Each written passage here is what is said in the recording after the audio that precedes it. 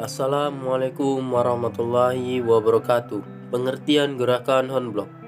Gerakan non-blok atau yang bisa disingkat dengan GNB atau Non-Aligned Movement atau bisa disingkat juga NAM merupakan sebuah gerakan yang dipelopori oleh negara-negara dunia ketiga yang mempunyai anggota lebih dari 100 negara dan berupaya untuk menjalankan kebijakan luar negerinya dengan cara tidak memihak siapapun atau tidak menganggap negara sendiri tidak memiliki aliansi dengan blok barat ataupun blok timur. GNB ini didirikan pada tanggal 1 September 1961 yang mana dipelopori oleh beberapa tokoh, diantaranya yaitu Soekarno dari Indonesia, Jawaharlal Nehru dari India, Gamal Abdul Nasir dari Mesir, Kwame Nkrumah dari Ghana, dan juga Joseph Broz Tito dari Yugoslavia. Negara blok barat dengan jumlah yang lebih banyak yakni 8 negara yang terdiri dari Inggris, Amerika Serikat, Belgia, Prancis, Kanada, Belanda, Luxembourg, dan Norwegia. Sementara untuk blok timur hanya terdiri dari 4 negara saja, yakni Jerman Timur, Cekoslovakia, Rumania, dan juga Uni Soviet. Untuk bisa mempertahankan dan juga kedudukan tiap blok barat akhirnya membentuk Northern Alternative Treaty Organization atau NATO. Sementara untuk blok timur membentuk Pakta Warsawa.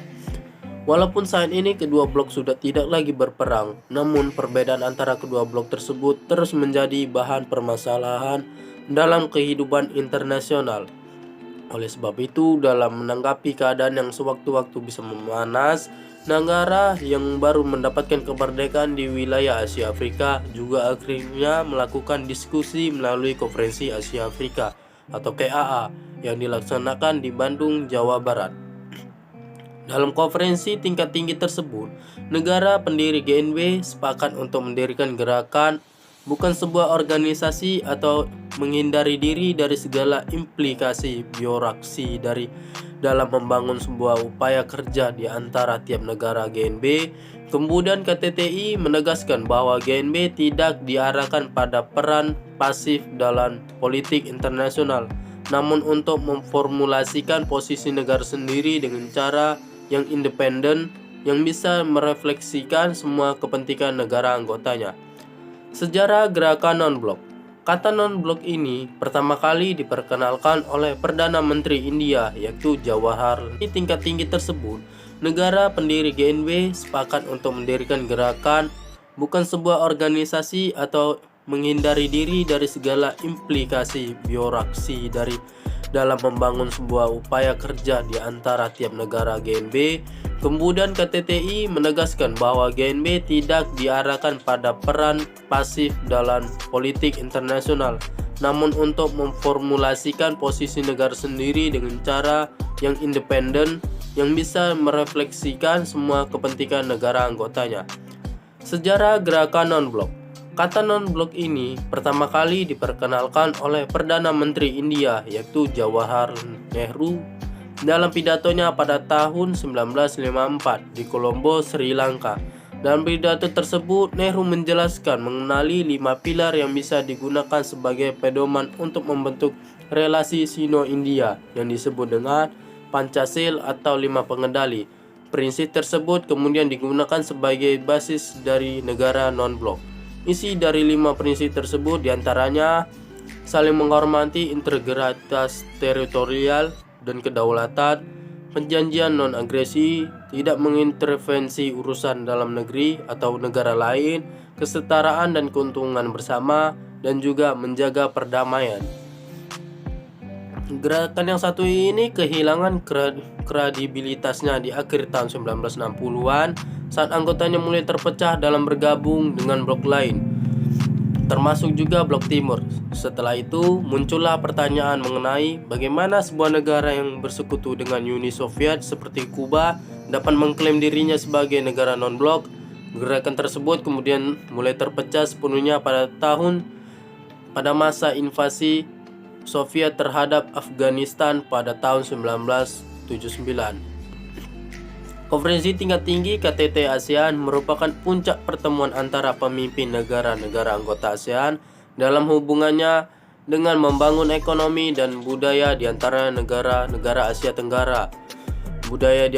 Untuk bisa mencapai tujuan ASEAN yang sudah dirumuskan, maka perlu untuk melakukan bisnis dan juga kegiatan dan pelaksanaan 11 komite yang sudah dibentuk, misalnya saja bahan makanan dan komite pertanian, keuangan, pariwisata, dan juga media massa.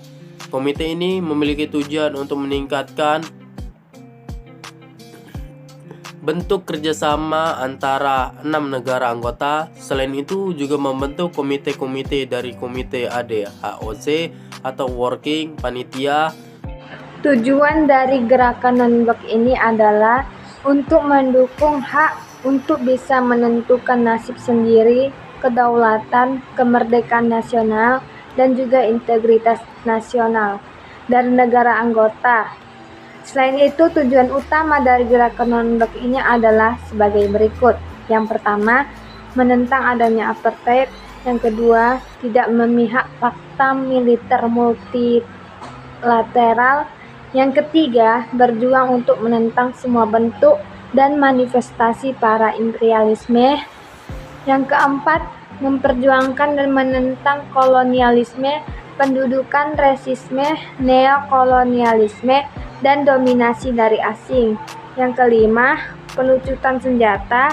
Dan keenam, tidak akan mencampuri urusan dalam negeri dari negara lain dan hidup berdampingan dengan damai.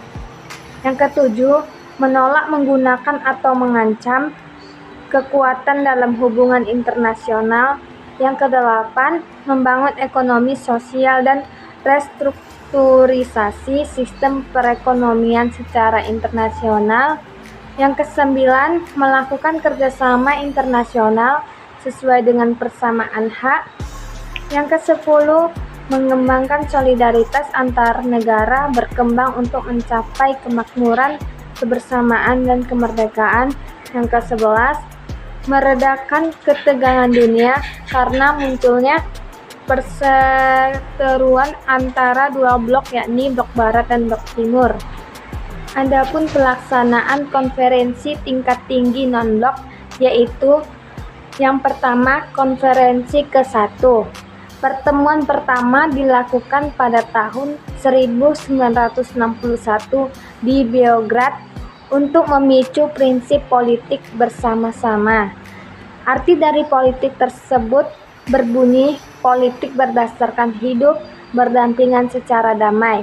Bebas blok bukan anggota aliansi militer dan impian aspirasi menghilangkan kolonialisme dalam semua bentuk dan manifestasinya.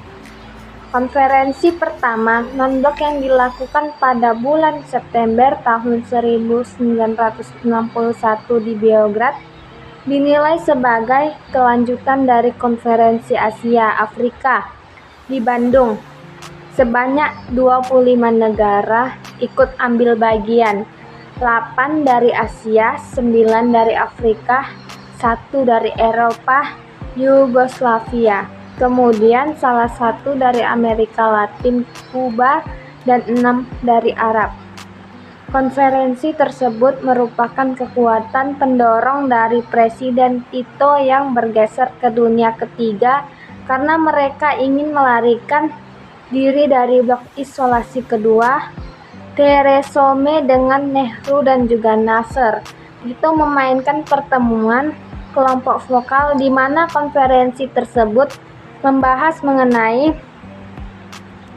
diskriminasi rasial, bantuan untuk kemajuan, dan juga pengembangan dan pelucutan senjata. Konferensi kedua. Konferensi yang kedua dilakukan pada bulan Oktober tahun 1964 di Kairo, di mana dalam konferensi tersebut diikuti oleh utusan 48 negara dan 10 negara 100 pengamat resmi, yang mana sebagian besar adalah Amerika Latin Di kedua konferensi sudah terlihat konflik antara pimpinan moderat kelompok negara Nehru dan juga pemimpin kelompok radikal Soekarno serta Kwame Nkrumah. Yang ketiga, pada September tahun 1970, konferensi yang ketiga diadakan di Lusaka, ibu kota Zambia. Jumlah peserta yang hadir pada saat itu meningkat menjadi 54 negara. 9 negara mengirimkan pengamat. Tema utama dari konferensi yang satu ini yang dipimpin oleh Presiden Zambia, Kenneth Kaunda, adalah mengenai sengketa rezim minoritas kulit putih rasis yang ada di Afrika Selatan. Prinsip non-blok dinyatakan tidak mengurangi kekuatannya seperti yang sudah dirumuskan di Kairo dan juga Beograd. Konferensi tingkat tinggi keempat berlangsung pada bulan September 1973 dan diikuti oleh 75 negara di Aljazair, di mana pada saat itu Pangeran Sihanouk yang berasal dari Kamboja mewakili pemerintah kerajaan. Para pengamat yang terdiri dari Gerakan Kemerdekaan, Organisasi dan Pembebasan Afrika Selatan, dan juga Amerika Latin. Adapun tema utama yang disampaikan pada konferensi yang dipimpin oleh Presiden Boumediene Aljazair mengenai masalah negara-negara miskin. Dalam penutupannya, hak resolusi dirumuskan menasionalisasi perusahaan asing. Konferensi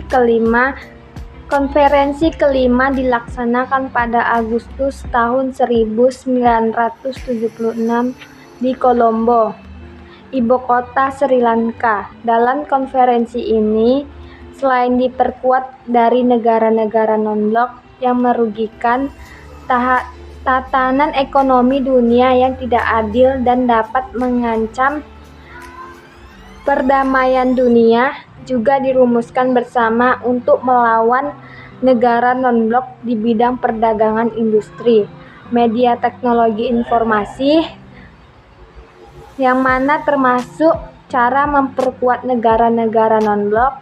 Dari konferensi tersebut, mereka berhasil merumuskan program aksi bersama yang disebut dengan Deklarasi Perjuangan. Konferensi ke-6 dilaksanakan pada September 1979 di Havana, ibu kota Kuba.